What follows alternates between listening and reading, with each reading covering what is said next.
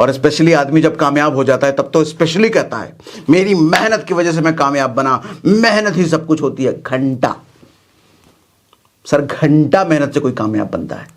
आज के सेशन में जो हम बात करने वाले हैं ना, वो पैसे का ज्ञान मैंने अपने बुरे समय से लिया है। मतलब जब आदमी का बुरा समय आता है ना, स्पेशली हम जैसे मिडिल क्लास लोगों का जब बुरा समय आता है, तो इस ज्ञान का एहसास हमारे को तभी होता है। ये ज्ञान हमारे को कोई भी सिखाता नहीं है, और कभी गलती से कोई सिखा दे तो हमारे पल्ले नहीं पड़ता। मुझे पता नहीं है कि मैं आपको अगर आज सिखाऊं या शेयर करूं तो आपके पल्ले पड़ेगा नहीं पड़ेगा, लेकिन अगर पल्ले पड़ गया सर, तो ज़िंदगी में बहुत बड़ी मुसीबत आने से बच जाओगे, बहुत बड़ी मुसीबत। क्योंकि ये मुसीबत आएगी ज़रूर, हर आदमी की ज़िंदगी में आता है। अगर जिंदा हो, इंसान हो, तो ये मुसीबत आएगा ही आएगा, हर आदमी की ज़िंदगी में आता है। और स्पेशली अगर आप मेहनती हो, आपके लक्ष्य बड़े हैं, गोल बड़े हैं, तो निश्चित इस मुसीबत में फंसोगे एक बार, लाइफ में फंस नहीं है।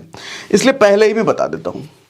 देखो, पैसा एक ऐसा सब्जेक्ट है ना सर, हमारे को कमाने धमाने के बारे में तो ठीक है, लोग सिखा देते हैं, लेकिन पैसे के बारे में, जब पैसे का असली चीज़, इसका रक्षा कैसे करना है, सुरक्षा कैसे करना है, ये चीज़ समझते समझते ना बहुत समय लग जाता है। और हम मिडिल क्लास लोगों के पास होता क्या है सर, समय ही तो है। बहुत पैसा हमारे पास होता नहीं है, समय ही होता है हमारे पास, जिसको हम बेच करके पैसा कमाते हैं। तो 20 साल की उम्र से एक आदमी जब काम धंधा करना शुरू होता है, उसको 35 साल 40 साल तक अगर पैसे की सही समझ होती है कि पैसे को मैनेज कैसे करना है, तो उसने 20 साल गंवा दिया सर। और उस चक्कर में सिर्फ समय नहीं गया, पैसा भी गया। बहुत सारा पैसा खराब करता है आदमी। शुरुआत में ही पैसा कमाते ही एक चुल्ल मचती है कि अपना आजकल मैं देख रहा हूँ नए नए लड़के जो जॉब में लगते हैं, पैसा से कमाना शुरू करते हैं, फ्लैट लेना है, अपना प्रॉपर्टी लेना है। बहुत घटिया काम है ये भैया। नया नया तुम्हारा इनकम पानी बना है और तुम सीधा प्रॉपर्टी की तरफ भाग रहे हो। बाद की चीज़ है ये। खैर, ये सब्जेक्ट ही अलग अलग है, हम कभी और बात करेंगे। तो ये जो आज हम बात करने वाले हैं ना, जो ज्ञान के बारे में सर, मुझे नहीं लगता पूरे यूट्यूब पर, पूरे सोशल मीडिया पर इस तरह की बातें कोई करता होगा या किया होगा। मैंने किसी को नहीं सुना है, तो इसलिए बड़ा ध्यान से सुनिएगा। दिल के मन की बात टाइप वो वाली बात आज करते हैं। देखो, होता क्या है सर, पैसा कमाने का पर्पस क्या है? क्या लगता है आपको? किस लिए हम पैसा कमाते हैं? क्या हासिल कर लेते हैं पैसे कमा के? अलग अलग लोगों का अलग अलग तथ्य होगा, लेकिन मेरा एक ही मानना है कि पैसा हमें क्या देता है? सुकून देता है सर। अल्टीमेट चीज़ जो हमें हासिल होती है ना पैसे की वजह से, वो सुकून हासिल होती है। सुकून कैसे? इच्छाएं बहुत होती है हमारी, हम अपनी इच्छाओं को पूरा कर पाते हैं। जिस तरह की हम ज़िंदगी जीना चाहते हैं उस तरह की ज़िंदगी जी पाते हैं। हमारे बच्चे को हम जिस तरह की स्कूलिंग कराना चाहते हैं वो करा पाते हैं। हमारे घर वाले, परिवार वालों की जो इच्छाएं होती है वो हम पूरी कर पाते हैं।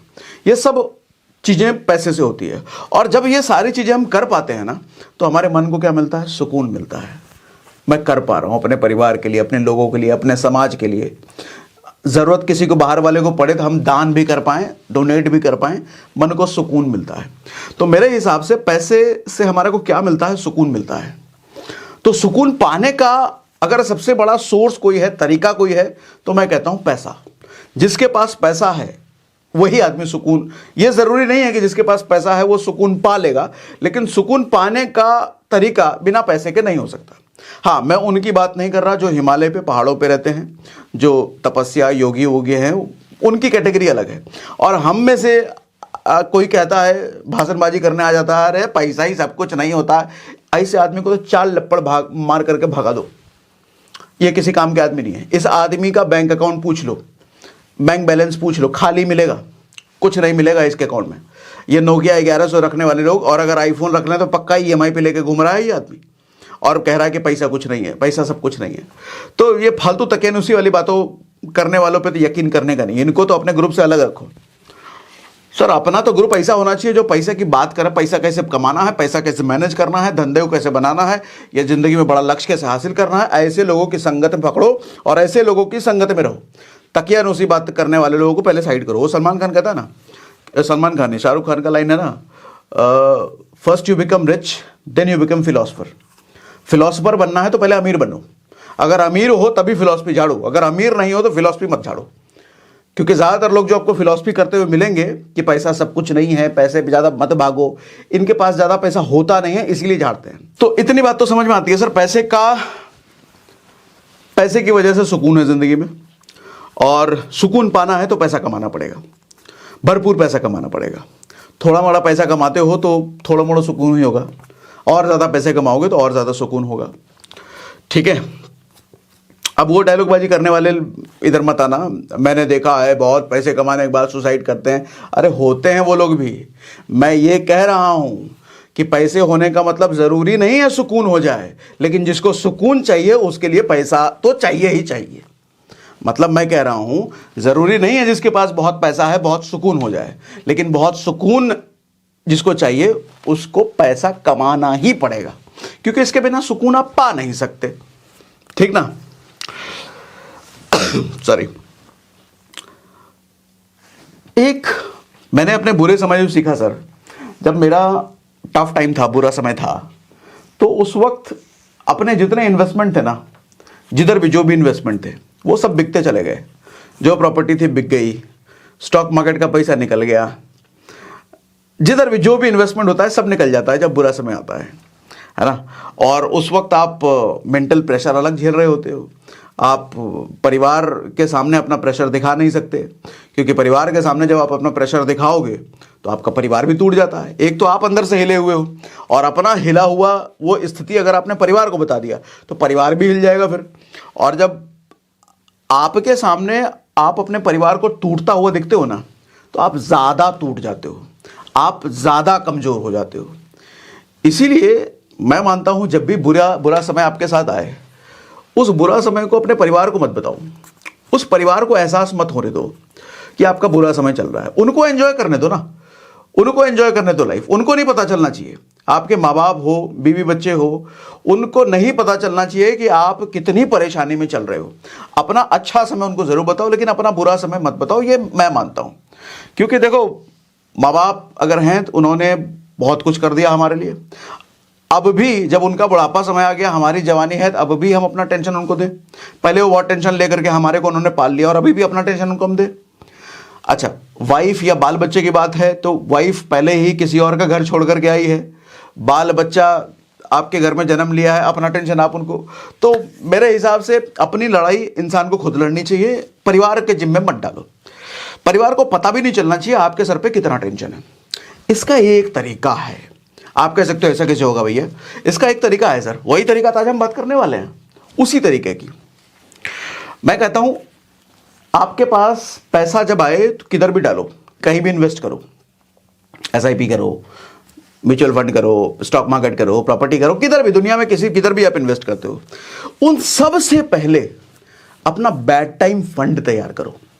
बैड टाइम फंड क्या होता है कि जब आपका बुरा समय आए, आना तय है सर, हर आदमी का बुरा समय आता है। ऐसा आदमी जो मान के बैठा है नहीं हम तो बहुत मेहनत करते, काम हमारा बुरा समय कैसे आता है, सबसे बड़ा गधा है आदमी, सबसे बड़ा गधा आदमी। अच्छा, आप कोई कह सकता है अरे ये तो पॉजिटिव थिंकिंग के अगेंस्ट है, पॉजिटिव थिंकिंग हमारे को सिखाती है, हमेशा पॉजिटिव सीखो, आशावादी रहो। तो ऐसा है तो फिर बाइक पे चलने वाले हेलमेट पहनना छोड़ दें, फिर हैं इंश्योरेंस लेने वाले इंश्योरेंस लेना छोड़ दें। फिर इंश्योरेंस क्यों लेते हैं? इसीलिए ना कि ताकि कर को कुछ हो जाए तो परिवार को पैसे मिल जाए। हेलमेट क्यों पहनते हैं कि ये सोच के थोड़ी पहनते हैं कि हम बाइक पे हेलमेट पहन रहे हैं तो एक्सीडेंट हो जाएगा, ऐसा नहीं है ना। लेकिन कुछ हो गया तो हेलमेट बचा लेगा। कार चलाने वाले सीट बेल्ट क्यों लगाते हैं कि कल को कुछ हो गया तो सीट बेल्ट बचा लेगा। ऐसे ही मैं कहता हूं सबसे पहले अपने बुरे समय के लिए एक फंड तैयार करो। आपके महीने का जो खर्चा है ना सर, मान लो आपके महीने का खर्चा 1 लाख रुपए, मान लिया मैंने, 25,000 20,000 50,000 कुछ भी हो आप मान लेना। अगर 1 लाख रुपए महीने का खर्चा है तो मैं कहता हूं 12 महीने का फंड आपके पास किसी सेपरेट बैंक अकाउंट में होना चाहिए। और वो बैंक अकाउंट को आप कभी भी छुओगे नहीं दूसरे काम के लिए, सिर्फ वो बैड टाइम फंड है, आपके बुरे समय का फंड। वो इकलौता ऐसा बैंक अकाउंट होना चाहिए जिसमें सिर्फ और सिर्फ आपके बैड टाइम का फंड होना चाहिए, दूसरा कोई फंड नहीं। कल को जब बुरा समय आए, धंधा पानी नहीं चले, नौकरी चाकरी नहीं रहे, कुछ भी हो, इनकम का सोर्स बंद हो गया, तो 1 साल का फंड तो ऐसा पड़ा है, आपको पता है कि भैया 1 साल तक मेरा घर चल जाएगा, उसमें मेरे को कोई दिक्कत नहीं आएगी। इससे हासिल क्या होगा जरा समझना, आपका दिमाग टेंशन फ्री रहेगा। क्योंकि जब आदमी का इनकम सोर्स बंद हो जाता है ना, वो पागल हो जाता है, दिमाग खराब हो जाता है, उसका बिहेवियर बिगड़ जाता है, परिवार के साथ बुरा बर्ताव, दोस्तों यारों के साथ बुरा बर्ताव, आदमी संतुलन खो बैठता है ना वो। और जब संतुलन आदमी खोता है तो नए इनकम सोर्स बनाने का रास्ता वो खुद ही बंद कर देता है, क्योंकि उसके दिमाग में आइडियाज नहीं आ रहे थे। अब कैसे काम करे भाई, नौकरी गई दूसरी कैसे ढूंढे, नहीं समझ आ रहा, धंधा पानी डाउन हुआ तो अब धंधा को उठाए कैसे, नहीं समझ आ रहा, संतुलन वो खो बैठता है। ये संतुलन बना रहे, इसके लिए 1 साल का फंड आपके पास रिजर्व होना चाहिए। अगर वो 1 साल का फंड आपके पास रिजर्व है तो आप संतुलन नहीं खोएंगे, क्योंकि आपको पता है कि आपके सर्वाइवल की आपको टेंशन नहीं है। 1 साल तक आपका परिवार, खाना पीना, घर पर बच्चा ऊंचा है तो उसका रेंट पेंट, माँ बाप की अगर दवाई चल रही है तो वो सब अच्छे से चलेगा 1 साल तक। और अगर मेहनती आदमी है, कर्मठ आदमी है तो 1 साल बहुत होता है अपने को बाउंस बैक करने के लिए। नौकरी चाकरी गई है तो दूसरी ढूंढने के लिए 1 साल बहुत है। धंधा पानी डाउन हुआ है तो उसको उठाने के लिए 1 साल बहुत है। कुछ भी बुरा हुआ है तो उसको सही करने में 1 साल बहुत है। इसीलिए कहता हूं 1 साल का आपका बैड टाइम फंड सबसे पहले बनाओ। आप कहोगे इनकम पहले ही कम है, कहां से बैड टाइम फंड इतना कैसे बनाए? जितनी भी इनकम है,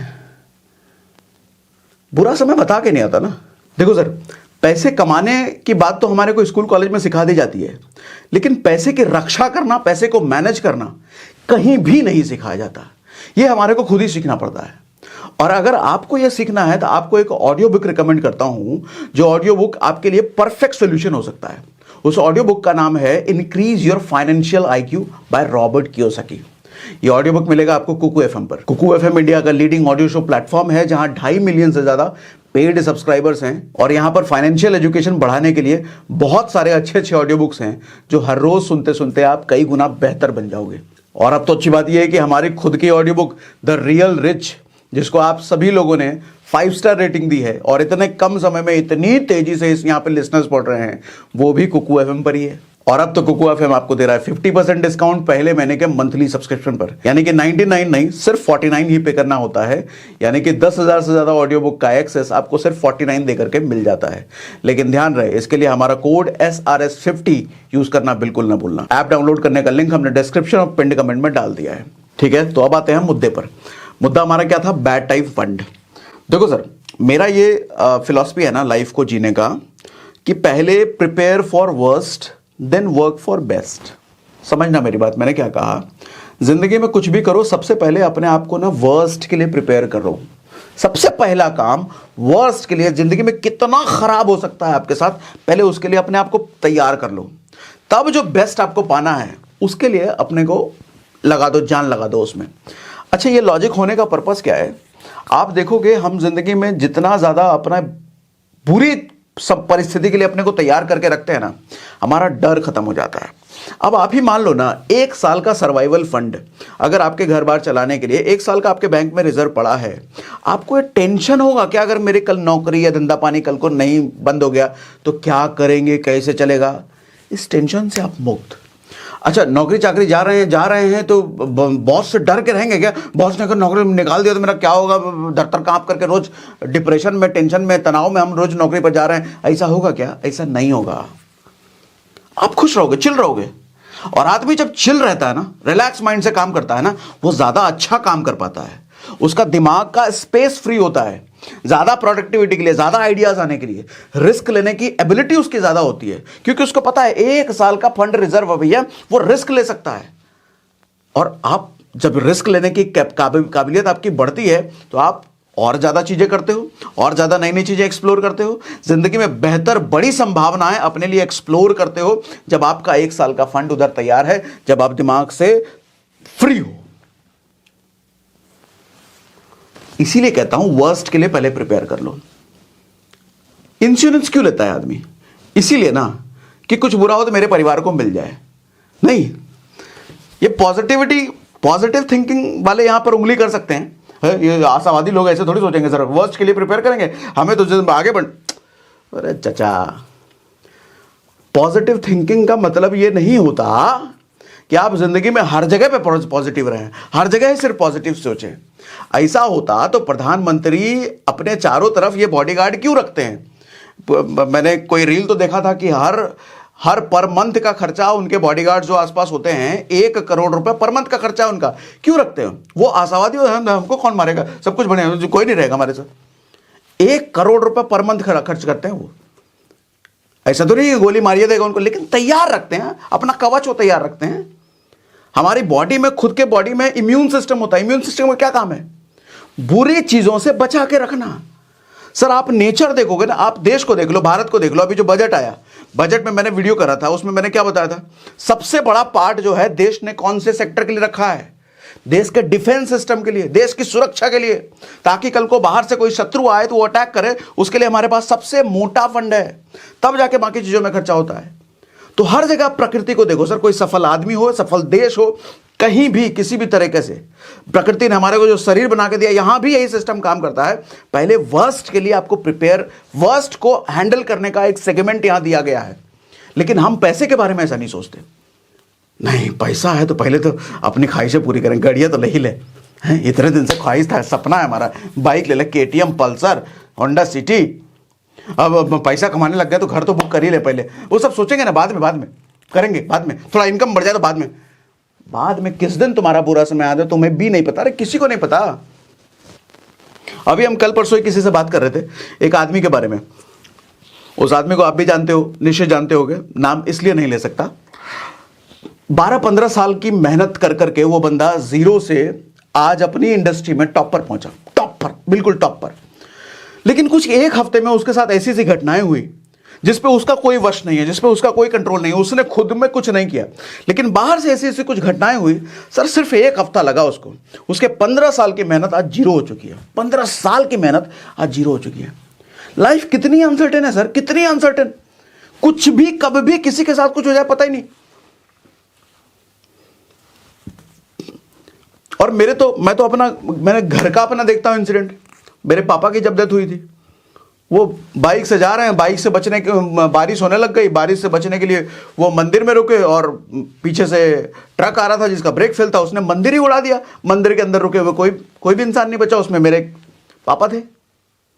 इस तरह का हादसा, इस तरह की मौत एक्सपेक्ट कर सकते हो क्या? हम तो घर में देख रहे हैं भैया, जिंदगी का कोई भरोसा नहीं है। और जब मेरा बुरा समय आया था तो अपने मेरा बुरा समय किस तरह से मेरी लाइफ में एंटर किया था वो मैंने देखा है। इसलिए सिखा रहा हूं, बता रहा हूं, अगर ये सब चीजें हैंडल नहीं करी है तो करोगे। और जब टफ टाइम आता है ना सर, दिमाग की नसें फट जाती है कि कैसे करें। कई बार ख्याल आएगा सुसाइड कर लें, और कमजोर दिल वाले लोग, कमजोर जिगरा वाले लोग यही रास्ता अपनाते हैं। कोई रास्ता नहीं बचा तो निपट लो। लेकिन थोड़ा दम होता है जिनमें, वो लड़ते हैं चुपचाप, बिना किसी को बताए, परिवार तक को पता नहीं चलने दिया कि टफ टाइम चल रहा है, लेकिन लड़ कर निकल गए। कमरा बंद, उस समय किसी से कोई मतलब नहीं, घर वालों को बोल दिया 1 महीना 15 दिन के लिए कोई डिस्टर्ब मत करना, तैयारी में लग गए, खुद को तैयार करने में, अगली इनकम कैसी बनाई जाए, ऐसे ऐसे ऐसे। तो ऐसा ना हो, इसलिए एक फंड बना के रखो।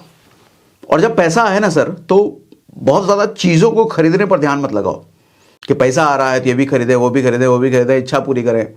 इच्छा पूरी करनी है, लेकिन उसके लिए पैसा आने पे नहीं करना, उसके लिए बहुत पैसा आने। मैं कई वीडियो में कह चुका हूं ना सर, 10 लाख की गाड़ी कब खरीदनी है? जब आपकी औकात 1 करोड़ की गाड़ी खरीदने की हो जाए। 1 करोड़ की गाड़ी कब खरीदनी है? जब औकात 10 करोड़ की गाड़ी खरीदने की हो जाए। 1 लाख का फोन कब खरीदना है? जब 10 लाख के फोन खरीदने की औकात हो। 10,000 का जूता कब पहनना है? जब 1 लाख का जूता पहनने की औकात हो। तब 10 गुना ज्यादा की औकात है, तब जाकर के 1 गुना करो, तब इच्छाएं पूरी करनी है। पहले इच्छा पूरी करने पे रहोगे तो गर्त में फंसोगे। फिर सर मैं कई ऐसे लोगों को जानता हूं, इच्छा पूरी करने के लिए गाड़ी, प्रॉपर्टी दन दन दन दन दन दन खरीदते चले गए, लेकिन जैसे बोला ना फॉर्मूला, वो फॉर्मूले पे नहीं खरीदा उन्होंने कि अगर 1 लाख की चीज खरीदना है तो औकात 10 लाख की होनी चाहिए। उस फॉर्मूले पे नहीं खरीदा। 1 लाख की औकात बनी तो 1 लाख की चीज खरीद ली, 10 लाख की औकात बनी तो 10 लाख की चीज खरीद ली। इस फॉर्मूले पर काम किया, खरीदते चले गए, प्रॉपर्टी, गाड़ी, घर बर। सर जब बुरा समय आया ये सब बिकता चला गया। गाड़ी भी बिका, प्रॉपर्टी भी बिका, मकान भी बिका, जो जमीन लिया था वो भी बिका, इन्वेस्टमेंट भी, सब बिकता चला जाता है। डरा नहीं रहा मैं, आपको जिंदगी की हकीकत बयां कर रहा हूं। लेकिन अगर उस फॉर्मूले पर काम किया होता कि 1 लाख की चीज जब खरीदनी है जब 10 लाख की औकात हो, तो ऐसा नहीं होता, क्योंकि बाकी का 9 लाख आपका किधर पड़ा होता, वो आपके लिए काम कर रहा होता। और जब खरीदी हुई चीज बिकती है ना सर, बहुत तकलीफ होती है, बहुत बुरा लगता है। तो खरीदी हुई चीज़ बेचना ना पड़े, इसके लिए इस फॉर्मूले पर काम करो। सबसे पहले तो अपना 12 महीने का सर्वाइवल फंड तैयार करो, ताकि ये आपका मुक्त रहे, टेंशन फ्री रहे। जिस भी काम को करो शिद्दत से करो, डर करके ना करो, किसी के डर से, क्लाइंट के डर से, बॉस के डर से ना करो। अगर डर में करोगे तो प्रोडक्टिविटी नहीं रहेगी, अच्छा ज़्यादा परफॉर्म नहीं कर पाओगे, हाइक नहीं मिलेगी, पैसे का हाइक नहीं मिलेगा, फिर फ्रस्ट्रेट रहोगे। डर को निकालने का एक ही तरीका, 1 साल का फंड सबसे पहले रिजर्व करो, उसको साइड करो। बाकी सारे काम SIP करना है बाद में करना, पहले ये करो। प्रॉपर्टी लेना है बाद में करना, पहले ये करो। स्टॉक मार्केट में डालना बाद में करना, पहले ये डालो। इनफैक्ट मैं कहता हूं कि इंश्योरेंस भी लेना है। नहीं, इंश्योरेंस तो पहले लेना यार, क्योंकि जिंदगी नहीं रही तो कम से कम परिवार को तो मिलेगा ना। इंश्योरेंस सबसे पहले लेना। और मैं तो कहता हूं टेम्परेरी चीज़ों के लिए परमानेंट चीज़ों को दांव पे नहीं लगाया जाता। टेम्परेरी चीज़ कैसे? जैसे मान लो आपके पास 1 करोड़ रुपए कहीं से आता है, तो 1 करोड़ रुपए आते ही आदमी के मन में खुजली मचेगी, गाड़ी ले लिया जाए। सर गाड़ी ले लोगे, 1 महीना बहुत अच्छा लगेगा, 2 महीना बहुत अच्छा लगेगा, 3 महीना बहुत अच्छा लगेगा। सर चौथे 5वें महीने से ना वो बोझ लगने लग जाएगा आपको, क्योंकि गाड़ी आपके आंगन में खड़ी होगी, 1 करोड़ रुपए फूक गए, उसमें लग गए। आप खुद ही अब सोचना शुरू कर दो कि काश 1 करोड़ रुपए कहीं डाल दिया होता तो बढ़ रहा होता। सर वो टेम्परेरी खुशी थी, 3 महीने की खुशी के लिए आपने परमानेंट 1 करोड़ रुपए गवा दिया। यही आपने उल्टा किया होता, उस 1 करोड़ रुपए को कहीं डाल दिया होता, कहीं इन्वेस्ट कर दिया होता, कोई प्रॉपर्टी ले ली होती, स्टॉक मार्केट में डाल दिया होता, FD ही कर दिया होता। वो जब बढ़ता हो ना साइज, सर शुरुआत में अच्छा नहीं लगेगा, अरे 1 करोड़ रुपये आया, हमने FD कर दिया, स्टॉक मार्केट में डाल दिया, मजा नहीं आ रहा, काश गाड़ी ले लेते। ये 2-3 महीने आप खुजली रहेगी, काश ले लेते, काश ले लेते। लेकिन धीरे धीरे जैसे जैसे आपका पैसे का साइज बढ़ता रहेगा ना, वो 1 करोड़ रुपये 1.25 करोड़ हो गया, 1.5 करोड़ हो गया, 2 करोड़ हो गया, खुशी का लेवल भी बढ़ता चला जाता है। टेम्पररी चीज है सर ये प्लेजर, टेम्पररी। मैं इनको मना नहीं कर रहा सर, इसको पूरा करना है, लेकिन उस फॉर्मूले पर। जब 10 की हो तब 1 लेना है, जब तक वहां नहीं पहुंचे तब तक पूरा नहीं करना, क्योंकि चीजें बिकनी नहीं चाहिए सर। अगर गाड़ी खरीदी है शौक के लिए, ऐसी नौबत नहीं आनी चाहिए कि उसको बेचना पड़े। अगर प्रॉपर्टी लिया है शौक के लिए, फ्लैट लिया है शौक के लिए, ऐसी नौबत नहीं आनी चाहिए कि उसको बेचना पड़े। इसलिए उस फॉर्मूले पर काम करना पड़ेगा। 2 फॉर्मूला दिया मैंने। कौन सा फॉर्मूला? एक तो फॉर्मूला ये कि 1 साल का फंड हटाओ। दूसरा फॉर्मूला ये, कोई एक चीज, एक रुपए की चीज खरीदनी है तो 10 की औकात होनी चाहिए। 1 लाख की चीज खरीदनी है तो 10 लाख की औकात होनी चाहिए, तब कभी वो नौबत नहीं आएगी बेचने की। क्योंकि पैसे का होना बहुत जरूरी है सर आपके पास। पैसा ही तो औकात बनाता है ना। और आज आपकी अगर औकात नहीं है तो लोग पूछेंगे नहीं। आप देखोगे होली, दिवाली, दशहरा पर लोग आपको व्हाट्सएप में मैसेज कर देते हैं ना, हैप्पी दिवाली, हैप्पी होली। इसका मतलब जानते हो क्या है? औकात नहीं है सर। क्योंकि जिनकी औकात होती है ना, उनके घर पे लोग काजू बर्फी लेकर के आते हैं और तब जाके बोलते हैं सामने से हैप्पी दिवाली, हैप्पी होली। औकात नहीं है तो लोग नहीं पूछेंगे ना। अच्छा, आप अगर उनमें से हो जिनको लोग विश भी नहीं कर रहे बहुत सारे लोग, तो समझ जाओ औकात फिर कहाँ है। तो औकात बनाना जरूरी है, और औकात पैसे से बनती है। औकात दिखावटी वाली चीजें खरीद के नहीं बनती। वो आप दिखाने के लिए कुछ समय के लिए खरीद सकते हो, लेकिन अंदर अंदर आपका औकात खाली होता चला जाएगा। और आखिर में एक और बात बताता हूं, ध्यान से समझना, यह भी आपके साथ जरूर होगा और हो चुका हो सकता है।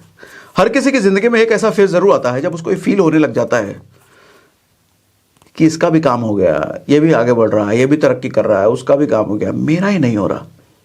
किस्मत खराब है क्या मेरी कुंडली में कोई दोष है क्या? किसी ज्योतिषी को दिखाऊं क्या? मेरे से क्यों नहीं हो रहा? मेहनत तो बहुत कर रहे हैं। ये फेज हर किसी की लाइफ में आता है एक बार।